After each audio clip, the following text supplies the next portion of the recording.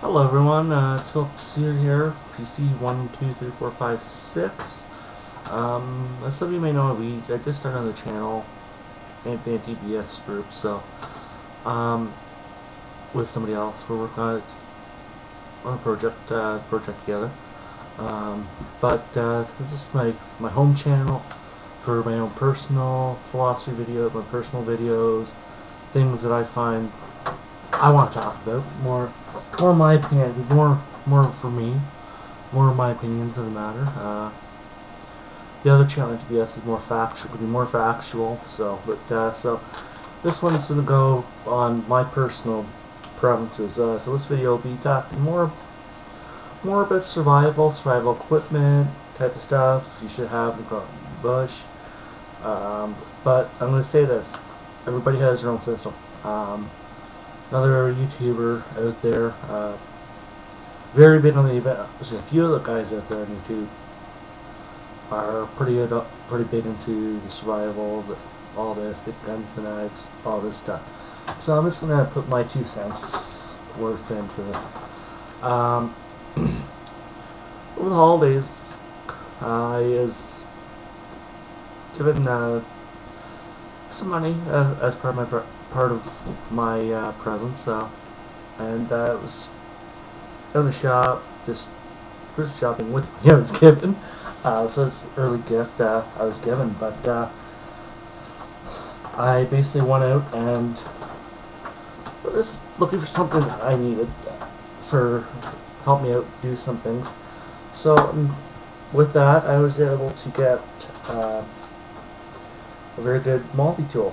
The John Benson, I believe his name is. I first looked at it, said it's made in USA, so I knew it's going to be good quality, and so far I'm very impressed. It's part of my everyday carry option. Nice little case with it.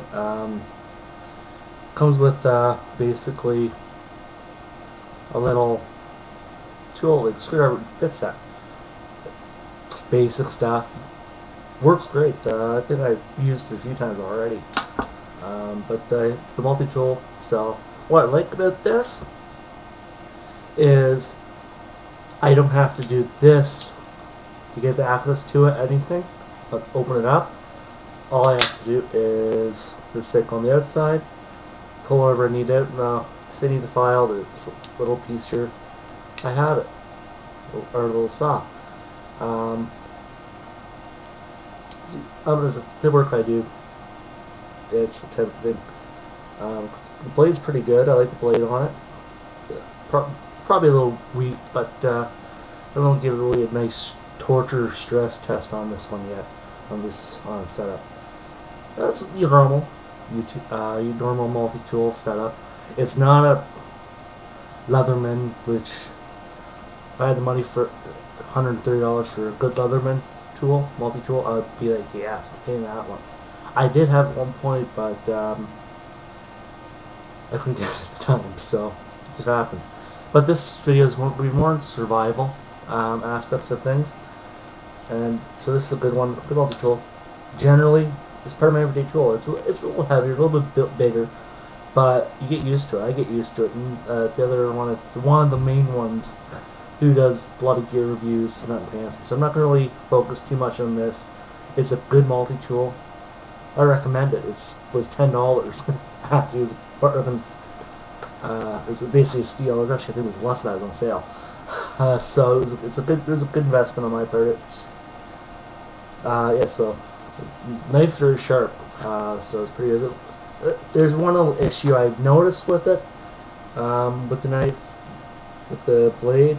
It's because there's a metal piece down in there. Stop. That actually dulls part of the blade out. But this is still pretty sharp, so that's one thing. I've had a multi-tool in the past that I used when I was working in aviation. It's a little cheap little guy just when I was doing that, but it's pure garbage. Job made in China. Don't recommend it. That's the issue with it. As you can see, it's pretty cheaply made. It's like basically 2 C-channels type steel, a couple nuts kind of get access to the tooling. I've broken several things on this guy at work. The actual one of the pieces for pull it, actually broke the tip off the pliers. So if you could see that, trying to open up a, well, you can find nobody in the storage department to get it, so you could open this drum. I don't never recommend job mates. They're cheap, they're garbage. Avoid them. I got it was a hazard. I needed something in the house at the time, so the apartment. So that's why I got the job mate set. It was a set of tools. So yeah, so I got that. But I'm gonna talk more about survival equipment, must-haves in your car, truck, whatever. Shovel. I'd say it's probably your biggest thing you're gonna need. Shovel, candles, a heat source for heat, food, basically dried food, beef jerky, stuff like that, or trail mix. High energy foods, you want those. Shovel, for the obvious reason, dig yourself out. Chains, stuff like that, sand, rock, some rocks, whatever. Whatever floats your boat, pretty much. Whatever your personal preferences are. First aid kit, always handy. Especially in the winter. I live in Canada, so our winters get pretty nasty at times. So I always carried shovel, first aid kit, candles, survival kit.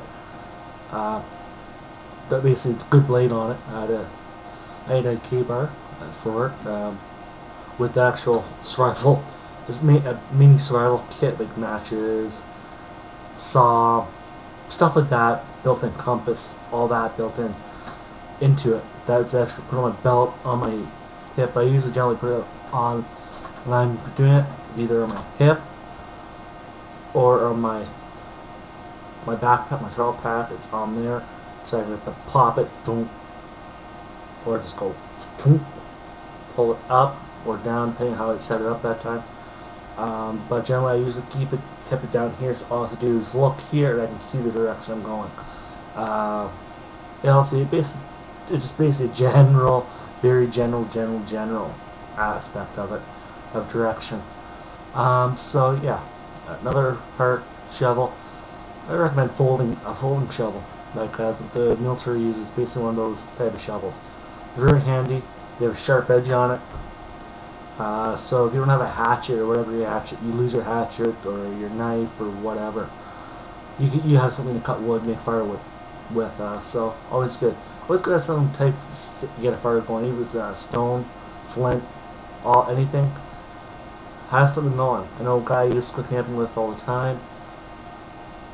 He brought a propane torch. So, well, we cheated. So, but that's a different story. We always were prepared. We always had fire. Especially when we were with him. I'm not going to mention his name. He actually is a member of the Canadian Forces Military Police. So, I don't want to cause him any jeopardy, personally. And in order to keep his privacy. Yeah, he's a funny guy. We always have fun with him. His nickname with us was the Instigator for obvious reasons. We had a little, this little BB plastic pellet BB gun replica of 1911. So he used to go to camp. He used to go. It's like I have my Kevlar, basically my parka, military forces parka at the time. So I was basically front of ours. So this is my winter gear. Is I look for the best gear.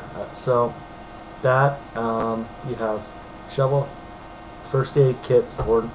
Depending on your level of skill on first aid, mission first aid, there's different level kits. Like that, mine's pretty hefty. I'm not medic when we go out, but I was certified, not anymore. I'm trying to get recertified. I want to get recertified for it. But the kit I would be putting together has every essential. Your bandages, your general basics to your that. 2 of my level is, so probably a level 1 kit for me would be the best. Generally, I usually carry a level, what some people call primary level 2 maybe. Would be nice, perfect. Depending on your level, if you're a doctor, let one know one of my scrubs is ER doctor.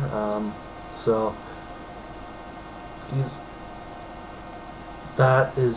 he'd probably be the best one to talk with the first aid kits for me. I say go check his channel out, or not his channel out. It's US and ER Doc, and nothing fancy. Sorry about that, guys. Two cats going at it, but those two guys are the best two I could say to go visit. I'll put links to their channels up on there.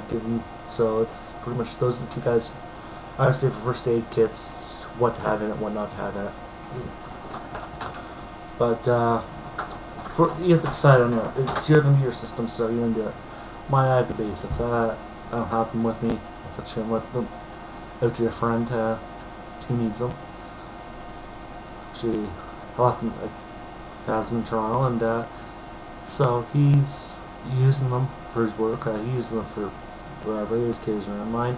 I have my basic one. I never rather than have it handy. If they were grabbing it, actually, we can talk about it. But yeah, camera. Another thing I say, bring your camera.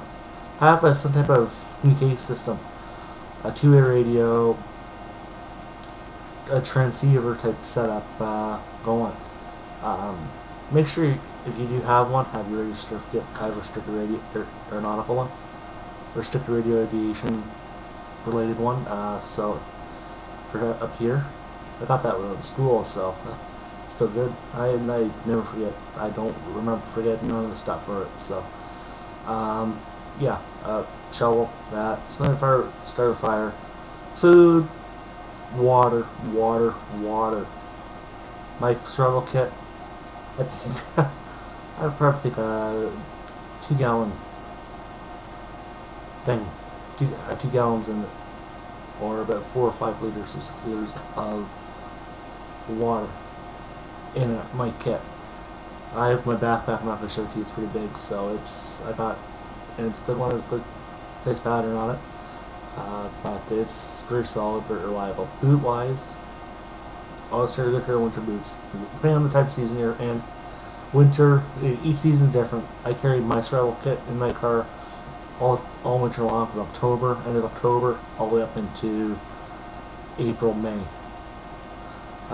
It's in my car. Just in case we get hit with another storm. So when it hits summertime, when we camp, I carry it. Whenever I'm out in the bush, I have it with me. So generally, that's why we do it. I do it. If there's any issues that are there, this might be a two-parter. I'm not sure yet, but survival-wise, dress warmly, dress in layers. Can't stress that.